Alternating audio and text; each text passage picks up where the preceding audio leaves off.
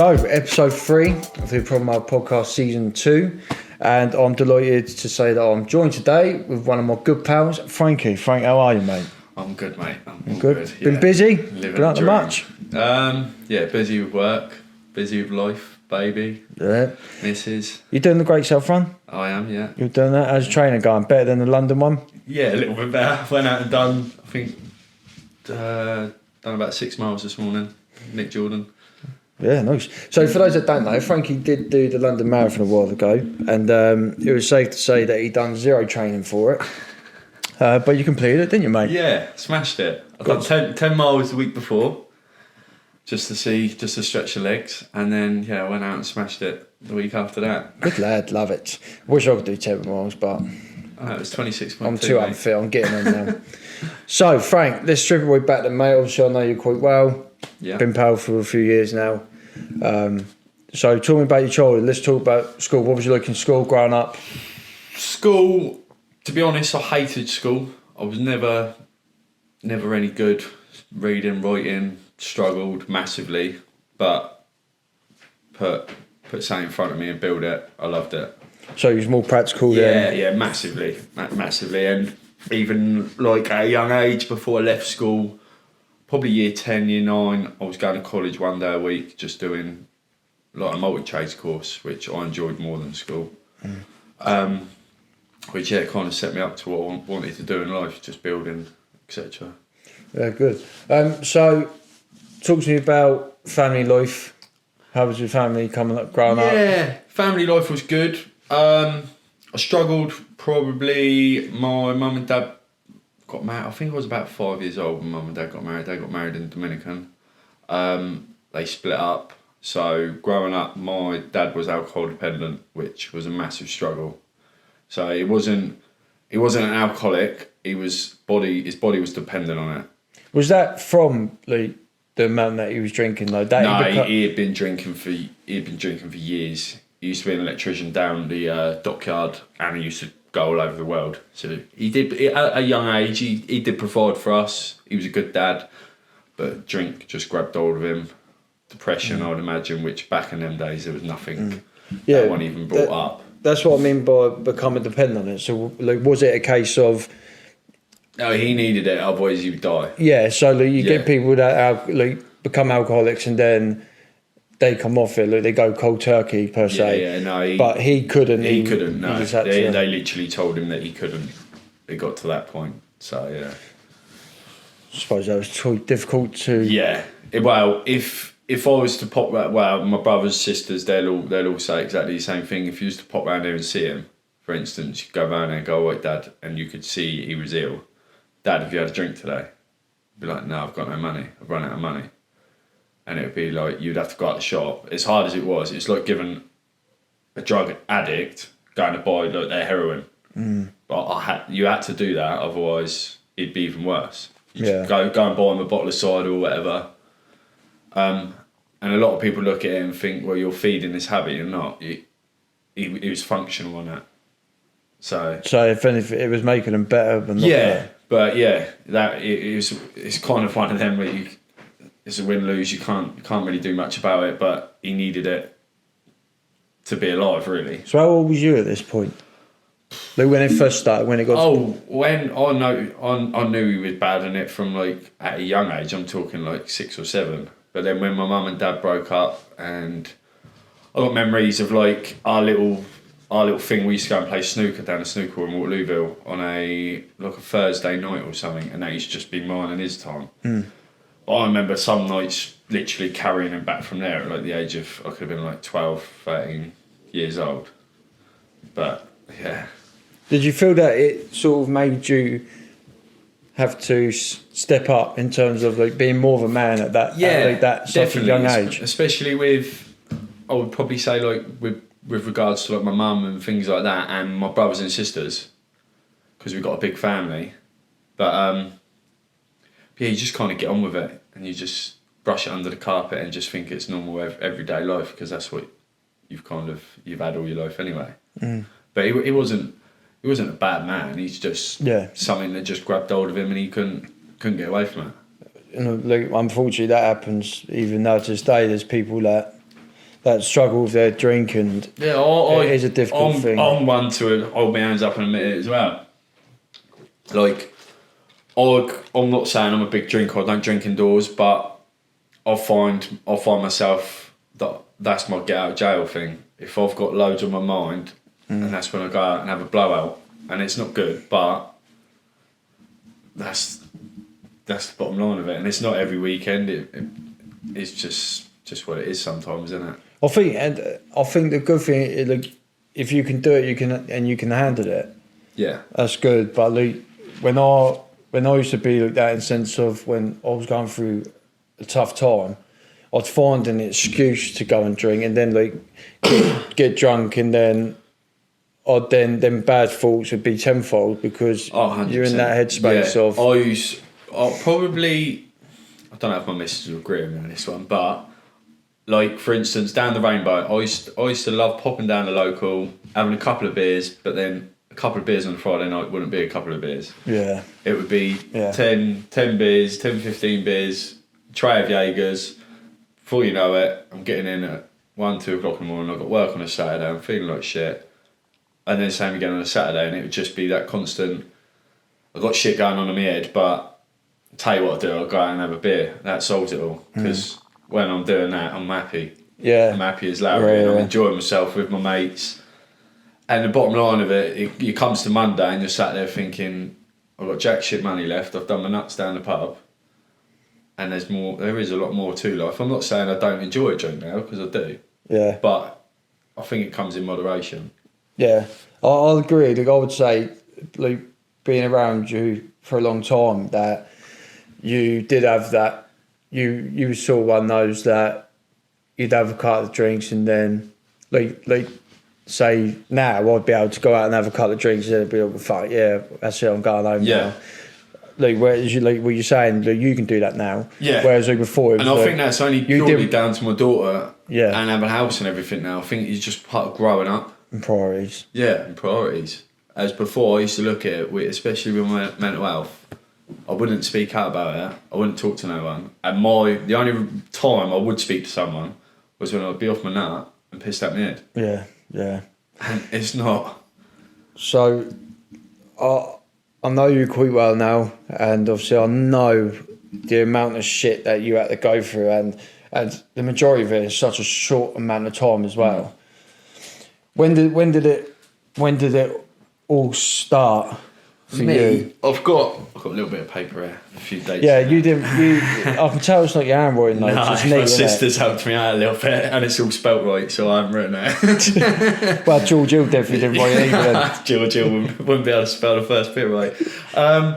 These dates are all, they're not too exact, they're not on point, and I know, like, if my family are watching or whatever, they will look at it and think, Frank, you're a little bit out there, but roughly mine started about 2012-ish. So how old have you been then? Well, I'm 28 now. So 18? Yeah. 17. I was 17, 18, because I was working away in Plymouth with my brother at the time, but I come home for, I think, a couple of days, and I was going back to work away for a couple of weeks, and I'll never forget it to this day. My mum it was a Wednesday night, and just out of nowhere, she asked us all to come and sit in the front room. I was thinking, this ain't right. And she was like, rat-arsed. Like, my mum likes to go and have a glass of wine, and I'm sure everyone else's does, like glass of wine or whatever on the weekend, likes to drink, social drink. But yeah, on a Wednesday night, she was well on her way, and I was thinking something came right there, and she basically turned around and said that she'd been diagnosed with cancer. But this cancer was a lump in her neck, which prior to this, when I was 16, I was doing an apprenticeship, 16, 17-ish, and I was working down QA Hospital, and at the time, for about a year, my mum had a lump behind her ear, like up on her neck. And I kept saying it, and it was so easy to say at the time. I just said, Mum, what if it's cancer? She see 5 different doctors, and they all said it was a cyst. Nothing to worry about, it's just a cyst. So anyway, yeah, when I come back from working in Plymouth, I think I was going to Torquay the following week. Even that was a struggle, being away at that young age. I'm a young boy and I'm working away with blokes, being away from my mum at the end of the day. I know I'm 17, but... Oh, I'm still mummy boy now at 23. But, yeah, I was sat on the sofa and I just fucking broke down when she told me. That word, the cancer word, even when she had it, I couldn't... If it come up in conversation, we used to call it C. Just couldn't say the cancer word. It was fucking horrible. And then I think I come back 2 weeks later, and she had no hair. She had no hair left. It was fucking horrible. But then, I think from then on, I changed my job. I think this was probably something that did affect me mentally at a young age from the start, which I didn't think I had mental health at that point. Yeah. Mine was... So my mum used to go down... I think it's a long time ago, so off the top of my head, I think it was every other week, she'd have to go down to QA and she had a PICC line put in her arm. I think it's your left arm, because you've got a vein that goes...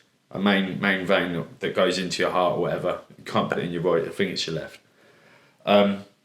So it's either every week or every other week, but she'd basically have to go down there and just get it all cleaned out and changed. And then she would go down for the following week for her chemo. But when going into the hospital to have that done, it was probably a 15-minute sort out for the doctors to do. You could be down there for like 6 hours. So rather than her doing that, me at the age of 17 got trained by one of the nurses to do it. But at that moment in time, I sat there and thought, well... It's a lot of responsibility. A lot of responsibility. My brother's my brother's younger than me, one of them. Two of them, actually, but one of them wasn't born at the time. But yeah, I wasn't going to let him do it. My sisters wouldn't do it, and my stepdad at the time, he didn't like needles. So me being me, like the man of the house, I had to step up and do it. So back then, I probably didn't think much of it.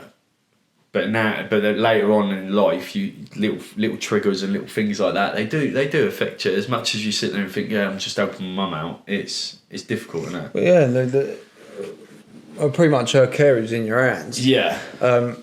And it's not like she's in a fit state, and it's like a case of, I don't know, helping your mum do the back of her dress, like, you know, you're actually fucking sorting her. Yeah, I mean, I know I was warned by the doctors, if it's not sterile, it's not this, it's not that, how dangerous it can be. It's a lot of information to fucking take on as well. Yeah, definitely. So how did you? So like you said, I can imagine at that age, well, was then like a case of it was stressful, and did you find yourself like drinking more and not having like coping mechanisms you would, like if it happened now, you know what to do in terms of cope with it, or then was you sort of... Not at that age, really. I didn't... Don't get me wrong, that was just after, like, you leave school... When did you leave school? 16, 17, isn't it? So we still had, like, the odd parties and things like that, but I wasn't... Never touched a drug. I liked the beer and that lot, but yeah, up until then, I literally, as soon as I left school, I was working. And yeah, it was... I wasn't really out drinking. I didn't really think much of it. I was just trying to be strong for my mum, really. And how did it go with her in terms of like the cancer? Yeah, she got the all clear. Brilliant. Well, say the all clear. They never officially give you the all clear, do they? But yeah, she's fine now. She's all good, which is... Yeah, what's that, 11 years on? Yeah. We love Trina anyway. Yeah. Trina, she's a lovely woman. Love Trina. I love Trina. Yeah. So after that, a year after, it's not really a year after that, because when she got diagnosed and when we was going through the chemo, etc., you're probably looking at a good year or so. And then in 2013, I got in from work and I said to my little brother, I said, where's mum? Where's Sonny? Oh, they're up at Nan's. Nan's got an ambulance there. Why's Nan got an ambulance? My Nan's old school, like, she'd never phone an ambulance or nothing like that. Yeah. My brother's gone in there and she was making my little brother a bacon sandwich and suddenly just turned round, put her head on the side, and the only way she could describe it was she'd been hit in the back of the head with a sledgehammer. And we was like, what the fuck's going on? Like, didn't have a clue. Paramedics turned up. One of them was like a young girl, there was an old boy there as well, and he was like, right, we need to get you to hospital now. My nan's like, no, I'm fine. With that, she started slurring her words. Turns out she got rushed from there to QA. From QA, within half an hour of being at QA, they sent her straight to Southampton, like intensive care. She had a brain hemorrhage. Put in, I think her operation was about 7.5, 8 hours long. Fucking hell. I think they said one in 3 people die there and then. And my nan's 6 stone. Yeah, because brain is like bleeding the brain, looks like brain damage, isn't it? Yeah. So there's nothing of my nan. So when they said like 1 in 3 people die there and then, she's always been a very skinny. There's nothing of her, and it still amazes me now. But that was a long recovery to, like, the even difficult parts of going to visit her in Southampton. She didn't know who I was, couldn't remember my name. Fucking hell. Yeah, and that was a massive struggle because my nan's like the queen of our family. She's like the fucking rock. She's just such a lovely woman. So, and obviously that being within such a short amount of space of time, you'd have been 18, 19. Yeah. At that point, you start to feel, fuck me, when's it going to stop type thing? Because I remember going through school and, do you know, like, you have like your mates in there, and I know it sounds a bit horrible, but like when you're growing up through school, that so and so's lost their nan or whatever. When I went through school, I never had none of that, and I always thought, bloody hell, I've got such a strong family and everything. And I just think, well, obviously I left school and it just all hit me at once, which is kind of, I think I probably struggled a lot more because you don't have as many people around you to speak to, do you? Because you kind of left school. No. You got your little bubble at school, haven't you? And I think at that age as well, people, like even when I was 17, 18, and I had like, so much shit happen in my childhood. Yeah. Mental health never even crossed my mind. No. If I felt shit, I was just sad. Yeah. Do you know what I mean? And I never thought really talk about it. It was just one of them where you're sad and then you'll be alright. But so with your nan then, obviously it'd have been a lot. I can imagine the stress because you're obviously going through the cancer with your mum, and then this happens, and then it's like, fuck me, look, you've got so much going on. Yeah. Massively. So with your nan then, how did that? Well, cut a long story short, it was unbelievable. Once, like, it probably took a good 4, 5, 6 months, say, but she come out of it. Normally they say she'll have like a speech impediment, or one side of her body could be paralysed, or something or other. She'll have something wrong with her, and she's come out and she's fine. Every now and again you could be watching something on TV and she'll go, oh, what? And she might... Like we all do, really. Do you know what I mean? But apart from that, she's done unbelievable. That's good. But yeah. Bless her. And I hope she has good health and she's doing all right. Getting there. But, and then fast forward probably... Well, that was 2013, so probably say another year and a half recovery in that lot. 2016, my pops, my granddad, Barry Price, he was like...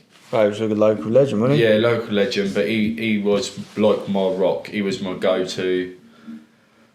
If I had a shit day, I'd go around and have a can of Foster's with him, sit down, have a fag.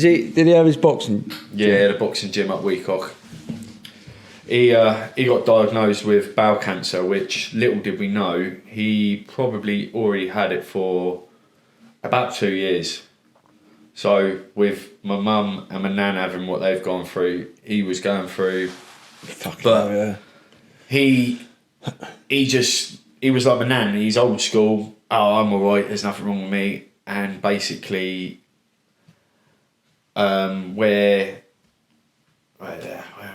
So, just quickly asking that. Yeah. So, like you're saying about him having it for, like, say, 2 years. Yeah. Did he know about it at that point? Or No, was it just I like think it was never really thought to go and get it checked? And to me, what done him was when he retired, he was always a grafter, and he done the Great South. I think he done the Great South when he was 64, something like that. Done it with Lee Jackson, he had like 3 cans of beer before he done it, and 4 fags. And run it in like about an hour and 25 minutes. Yeah, fair play. And it was in a Superman costume, I'll never forget it. And it pissed down with rain. He had to go in the toilet, take the costume off and wring it out because it got too heavy. Brilliant, fucking brilliant. But yeah, that was 2016. He got diagnosed with that, and when he went through the chemo, I've never seen nothing like it. He just fucking wiped him out, knocked him for 6. So I bet that was after you, like you saying, him being your rock and he was your go-to. Did you feel helpless, or did you? Like, again, was it a case of, for fuck's sake, why? Yeah, why it was. Why does this keep going on? It was, but it was just such a sudden thing. Like, it wasn't. I don't know. Just see him deteriorate so quick, and it was horrible. It'd gone from having a laugh, having a beer, having a smoke, to maybe a couple of months, I'd walk in my nan's and I'd go, and she would go, look, don't go up and see him. You don't want you to see him in this state. Sad, isn't it? It's fucking horrible, absolutely horrible. But sometimes I've learned to realise that is life. It's as shit as it is. These things happen. But the thing is, like you saying, that in the way that like, people talk about him now, and like the way that he's spoken about in conversation, you can see how much he was respected and how much he was loved. And massively. I think, like, obviously, I never met your granddad. Yeah. But I think for me, like, I can picture the sort of person he was. Even like Christmas days, like little memories like that, I'll never forget. My nan and granddad's house was an open house, so I'd go up there. As kids, we'd all open our presents up, and we'd go up to my nan's. My nan's front door would be open, and he'd have almost like a little, just a little cupboard in the back of the front room, and my nan's still got it there now, and they'd have everything in there. Probably have the best part of 200 Fosters, beers, whiskey, rum, Bacardi, everything, whatever you can think of, and it would be an open house from 9 o'clock, and then everyone would go down the pub whilst my nan's cooking dinner, and then back up, we'd all eat our own dinner, and then in the evening, open house again. And everyone from the estate, if you're walking past and they're going to so-and-so's up to their aunties, they'll pop in, have a drink, say hello. But yeah, and that was in 2016 he got diagnosed, and in 2017 he died. And it actually turned out that he died of sepsis. So is that the poison in the blood? Yeah, I believe so. Something like that. Do you know? Yeah. I'm pretty sure it is. I know it's. I think it's like an infection as a sort. But I laid on the hospital floor and slept by him with my mum and my uncle and my nan in a parka coat for I think it was about 5 days. Didn't get changed, didn't go home. Yeah, basically just sat there waiting for his last breath. And as my nan said, I'll never forget it. It was for a good couple of days. She was like, as we were going to bed, we'd be going to bed like 2. I'll never forget it. When he did actually pass away, my uncle and my sister, I must have nodded off about 2 o'clock in the morning. My uncle and sister, my uncle was sleeping on the windowsill, and he nodded off at like, I can't remember the exact time he passed away, but he nodded off about, say, 3, 4 o'clock in the morning, and it turns out he had passed away at like about 20 minutes, half hour later. And it was the day, if I remember rightly, it was the day after my uncle's birthday, because we bought a cake in. Maybe it was a case of like he was waiting. When your nan used to say to you, "Don't go upstairs, he don't want you to see him." Like, yeah, maybe it was he wanted to be at peace when he knew people weren't watching. Maybe he just wanted to fucking have that peaceful few moments. But and I think that was, for me, like a pinnacle of my mental health. That's when I could probably hold my hands up, and that's where I started rapidly like going down. Because you, so you say it was a massive part of your life, and like my granddad, when he passed away, I was only young, and I remember like I used to go up to his house on the Sunday. I'd go and play football, and we'd go out there and I'd sit on his lap talking about how the game was. And he used to tell me all the time, drink your milk. Yeah. And like now he's been gone fucking, I don't know how many years it's been, but honestly, I've got the tattoo of him, and like now I look now and I think, Joe, I wish you could see me now, like when I got to the age now where we could have conversations about, like, I could have a beer with you. and we could have conversations about Pompey and, you know, just the little things. But little things in life. And then part of me is like, do you know what? I'm fucking grateful for them memories because they last forever. Yeah, 100%, definitely. So do you look now? Do you look back and do you still have the moments where you miss them? Yeah. But you instinctively think about the good times and then 100%. and like, you find ways just to cope. the laughs we used to have. Just the banter, even down to like little things of like being at that age where I went from working for my brother and I went on working with Lee Jackson, and I remember him pulling me aside because I'm only a nipper, and he was like, look, what happens in the van stays in the van, whatever's business, don't stick your nose into other. He was just like that. He always had my back and give me like the push in life. Like your granddad did. Yeah. Grandad did, and he always told me that. So yeah, it was hard when he went. But look, I'd say it now. I'm pretty sure, mate, that he'd be fucking proud of you for the way that you are now, and in terms of you as a person, the way that you speak about stuff. I think it's quite commendable, mate, especially for people who's about to find out just exactly how much shit you've had to deal with.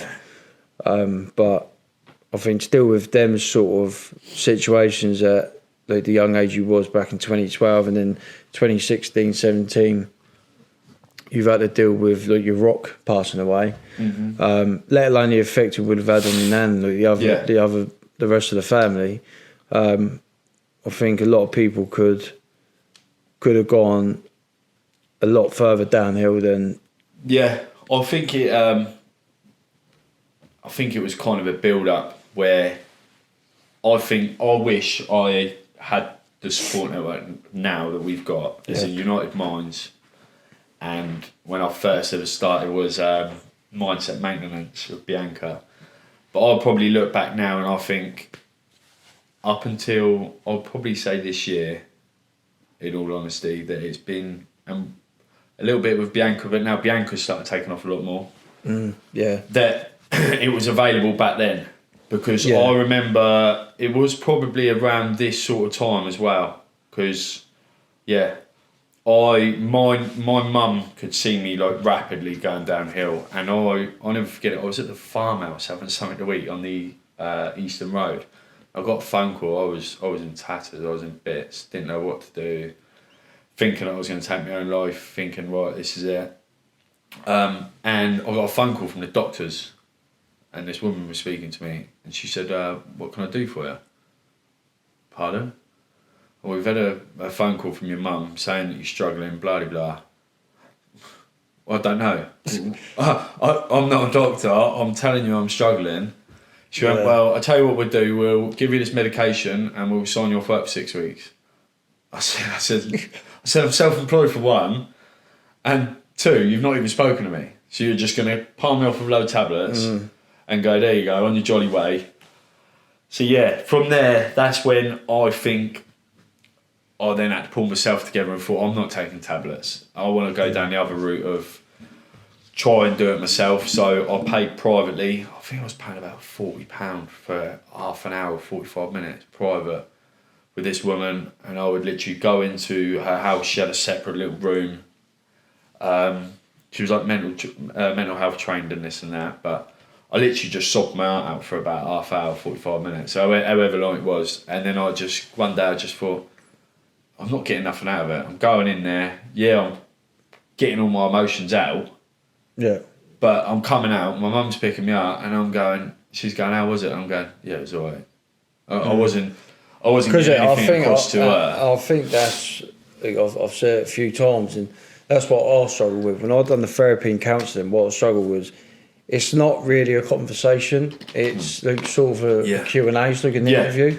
And I didn't gain much out of it, and some people do, and that's brilliant. Yeah. But I personally didn't get nothing out of it, and I got more out of having conversations with people that had gone through the same stuff, or just sitting down and just talking to someone, and maybe being like, for instance, my first ever mindset maintenance meeting was with George Hill. George Hill messaged me saying, look, mate, I'm struggling.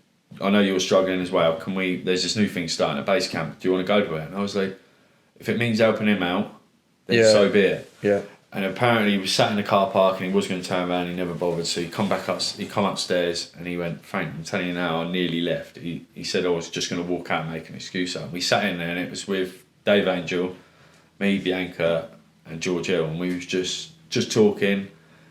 And then with that, I just started opening up, and I thought, if I open up and talk, then it might get him to talk. Yeah. Because obviously we've gone through different paths, but he's a very good mate of mine and he struggled as well. But from then, it kind of opened up a can of worms for both of us, just by talking, just from that little...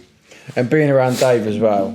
He's a lunatic. Yeah, we had Dave in the previous episode, and fucking love that mate. Fucking good, isn't he? mate. Yeah, I fucking love him. So I'd love to, like, I can imagine. And Bianca, I think she's brilliant. Like I said it, that going to that event now done, which was the one that Dave was at. That was my sort of kickstart to me fucking sorting myself out. Yeah. So I can imagine what it was like being in a room with them three. Yeah, definitely. And it kind of, with Bianca as well, like, she would drop me just the odd message, all right, Frank, how you doing? And it's something as little as that sometimes. That's all it takes. That's all it needs, and I'll be like, no, I'm struggling. But yeah, from when my pops passed away, my nan then got found with a tumour, cancer tumour, which that was 2019. So about 2 years after your granddad had passed. Yeah, give or take. Yeah, then found out she had a tumour, she got cancer. Is this the same nan? Yeah, same nan. Fucking hell. I think she's about 5.5 stone at the minute. She's still kicking, but she can't have chemo because the chemo will, where there's nothing of her, it will just obliterate her and just kill her, basically. Yeah. I don't know exactly what she's on, but she's on tablets, etc. But she's still going now. But I'll go on to that subject in a minute. 2020, out of nowhere, I got a phone call from my sister, crying her eyes out. You need to get around Dad's now. I was like, fuck. So I flew there. I just met Cara, I think, at this point. Probably... That's your miss, isn't it? Yeah, just met Cara. From the top of my head, I think we was literally seeing each other for like a few weeks. And my sister found my dad dead on the floor. It wasn't the alcohol that got him. He basically, as hard as it is, he'd fallen. In his what's it called? When they take the body away and they got to examine it. Oh yeah. Is it a biopsy or post-mortem? Yeah, post-mortem. So Cheers, Jack. Cheers, Jack. So on the post-mortem, we was all like, look, the alcohol's got the better of him, and you could kind of see he'd gone to go to the toilet during the night, and the Hoover hose he'd wrapped around his ankle and tripped over. Fuck's sake. So we're thinking, right, he's obviously pissed up, he's fallen over, don't really know what's going on, but post-mortem's shown that he had no alcohol in his system. Fucking hell. And he was alcohol dependent. So for someone to not have alcohol in their system, I think they said at his level of how much he... Because later on in his life, he didn't drink a lot. It was more moderated. Yeah, he would like... I've been managed when I was a kid. He would go, right, do you want a cup of tea? And he would have a glass of cider. But that was him. But yeah, so my sister phoned me up. I've literally fucking flew around there. And yeah, he was found dead on the floor. And it was like... There's moments like that where I look back and later on in my dad's life, probably didn't have the best relationship with him. But he was always my dad. So did you say like later on in life? Yeah, me and my dad's relationship was fucking wonderful when I was younger. Would you say that might be down to I think it was you're just not wanting to face a situation you're dealing with a drink. Massively. Like, yeah, just it sounds fucking ridiculous, but sometimes you just, that's my dad, and I should have just been there and maybe spent more time with him. But that is a regret that I've got to live with now for the rest of my life. Well, I guess you can look at it that maybe not a regret, but because you can't really live your life on what ifs and if I did this and, you know, but I get where you was coming from though, in the sense of you just didn't want to be around that situation of having to provide your father with something that you but didn't. Kind of left that. I feel like I kind of left that up to my older sister Jodie.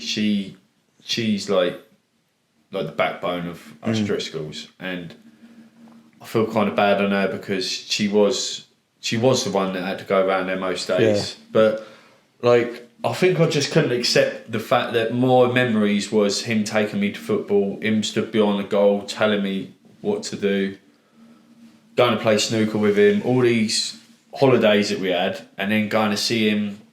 Like, even now, I could speak to people and I go, your old man was the nuts. Like, back in the day, he'd be walking around, he'd have an Armani suit on, he was the best dressed bloke. And then going into seeing him later on in life, just with nothing and just fucked, really. I suppose you can, and it's funny that, like, what you're saying as well, because like it takes me back to about your granddad, like how with your granddad's passing, you stick to them good memories.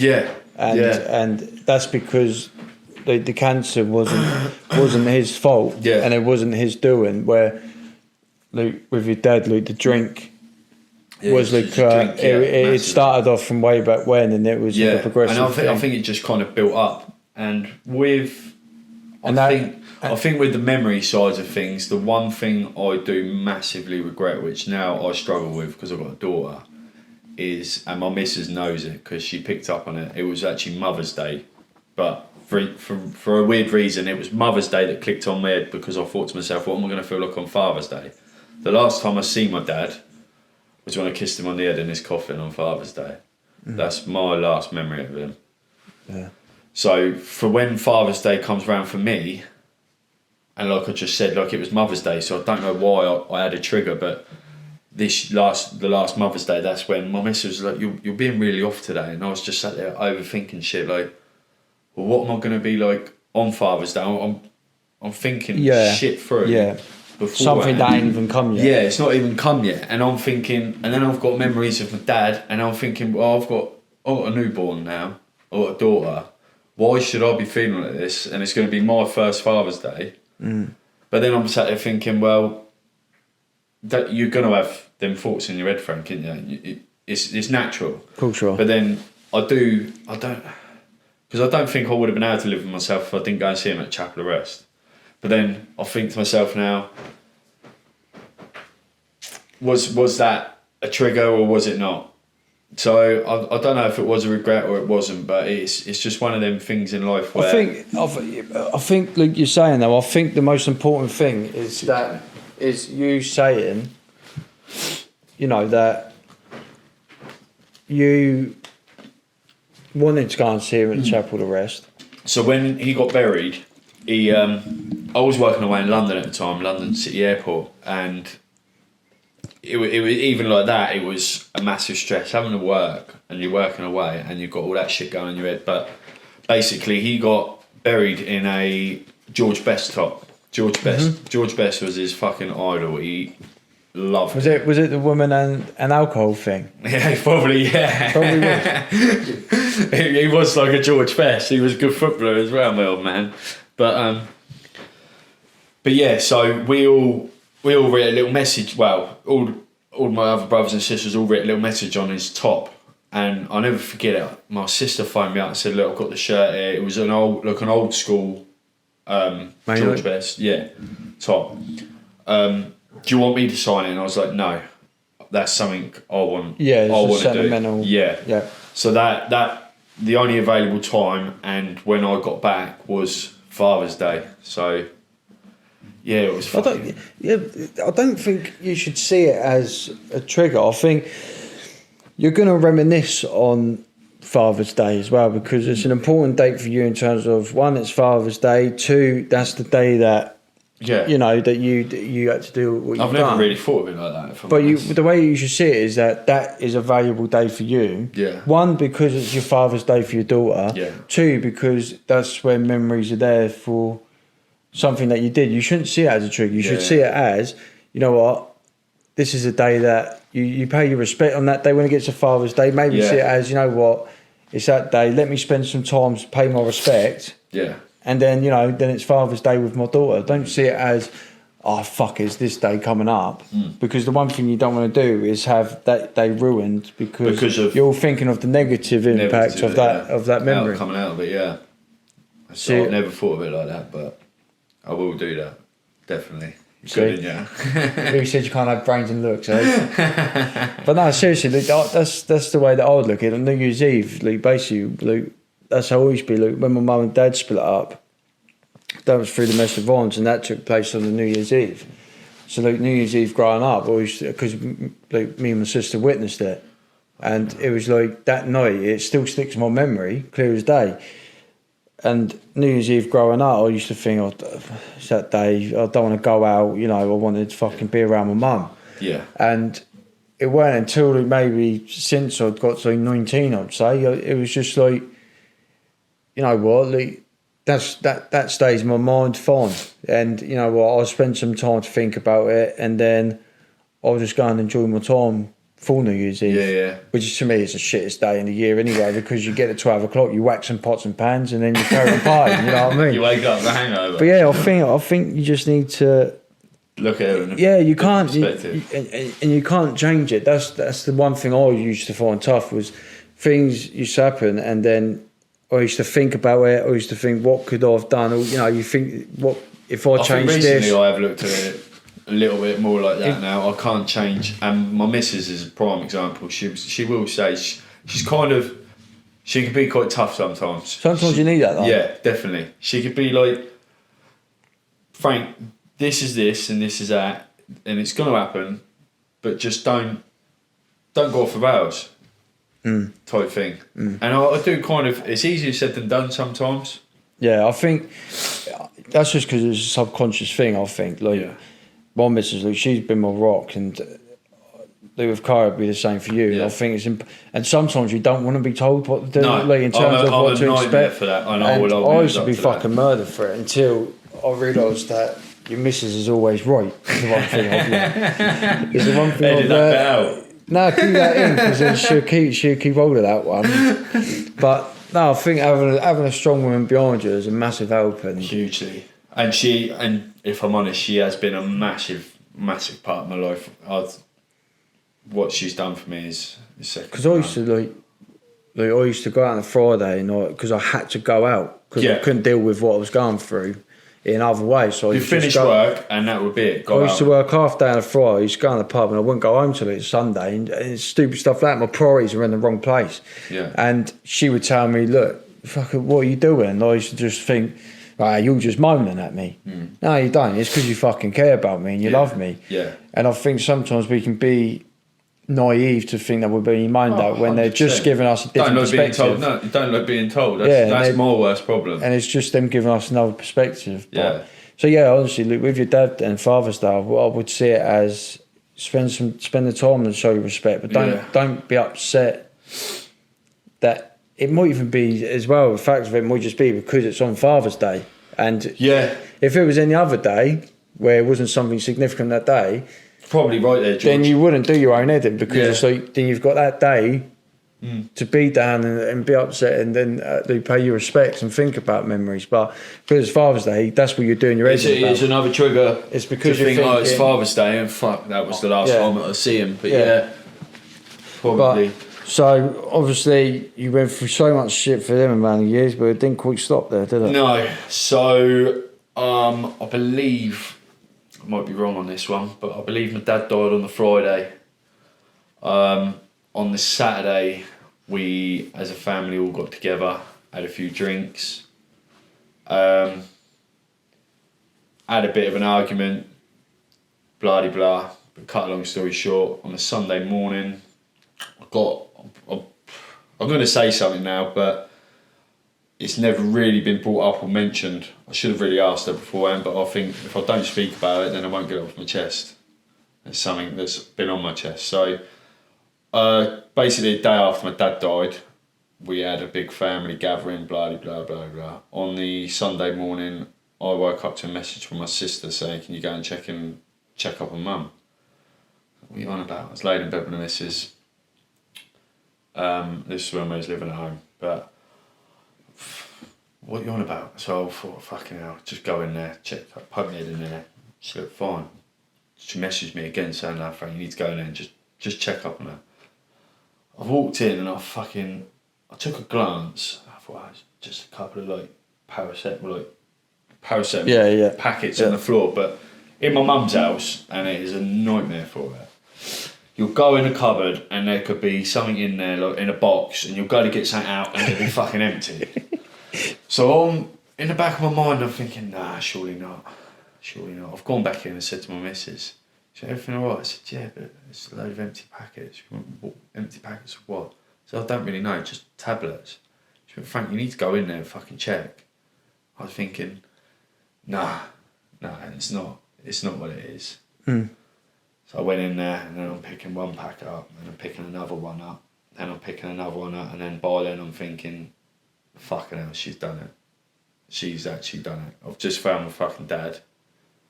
And now, by then, I've got my little brother in his room playing his Xbox.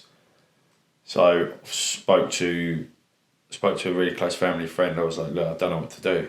She was like, well, how many is she taken? I said, well, she's under the covers at the minute. She won't speak to me. She's conscious and all that lot. But by then I'm thinking, fucking hell, what now? I've just lost my old man. So then phoned an ambulance, but I've then got, this was a couple of years ago now, so my brother would have been about 11. Trying to get an 11-year-old off his PlayStation at fucking... Yeah, good luck. 9:30 in the morning. Yeah, good luck. Trying to explain to him that your niece and nephews want to see you, come on, I'll drop you round there type thing. And it's like, well, no, I'll go around there later. It's like, no, I need to take you there now, because obviously didn't want to see him seeing mum being taken to the ambulance or whatever. But yeah, that was, for me, a massive, like, my head was just fucked.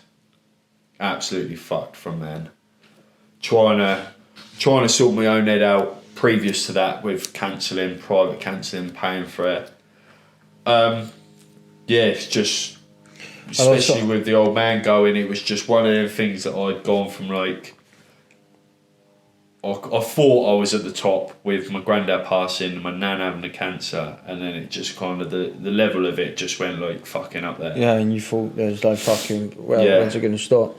I can imagine your anxiety was pretty fucking sky high. Yeah, it was just, I didn't really think up until like the cancelling, like the couple of months before cancelling, I never really thought about mental health. I just always thought, just fucking get on with it. You're doing well. You're still going down the pub every week, enjoying yourself. But was I enjoying myself?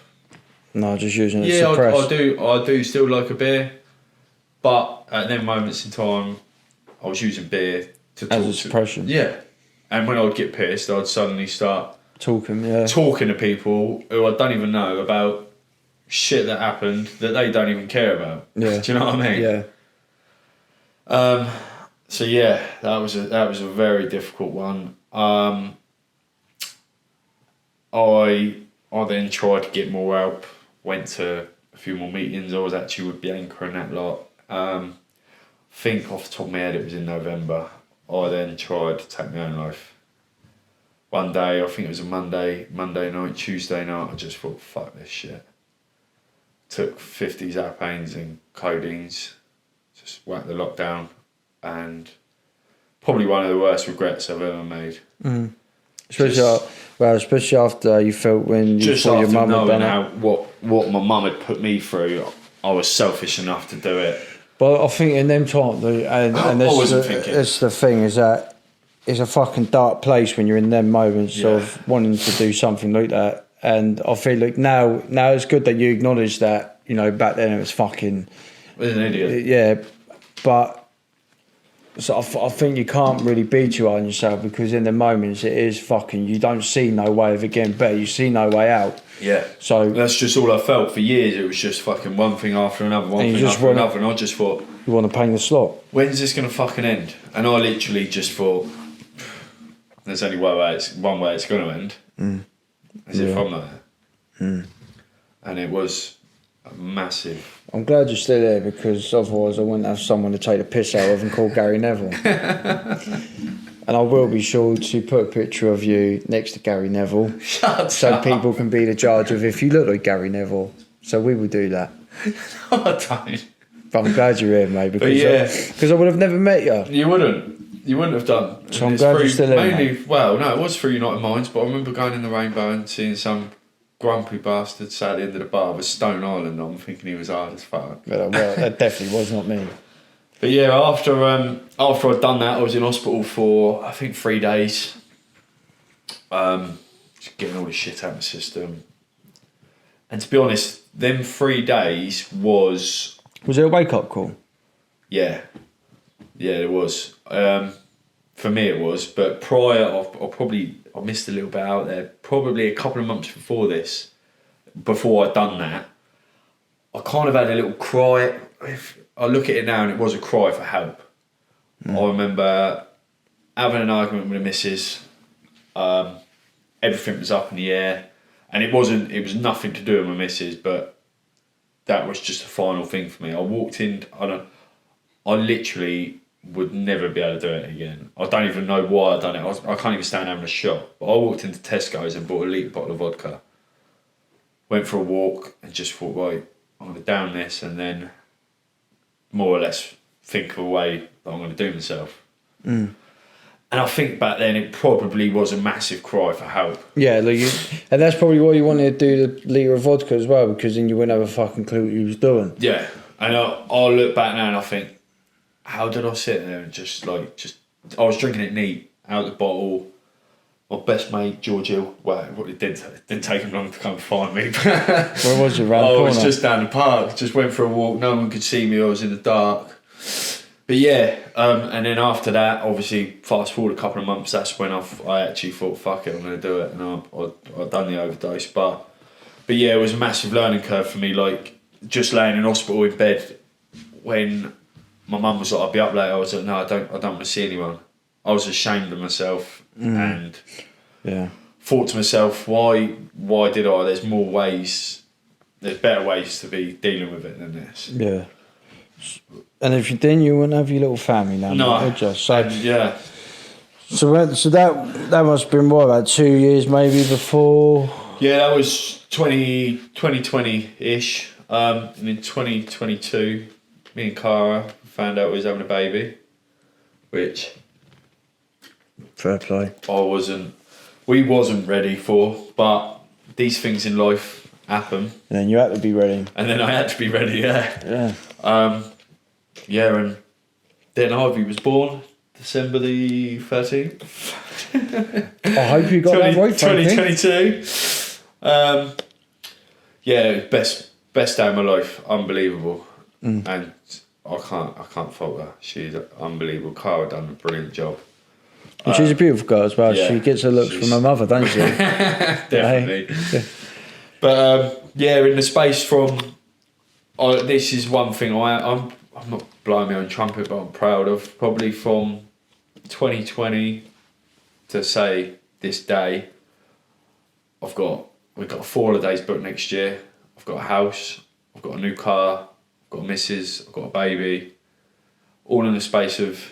It seems that you've now. I'd say I've known you a couple of years. I've got to say, but I think lately I've seen a real shift of mentality towards your priorities, and I think Ivy's helped you there. I think you've sort of had to get your shit together and think, fuck, I've got to fucking knuckle down there. Before I had Ivy, and probably everyone does it. I used to wake up and I used to think, fuck it, should I chuck a sickie?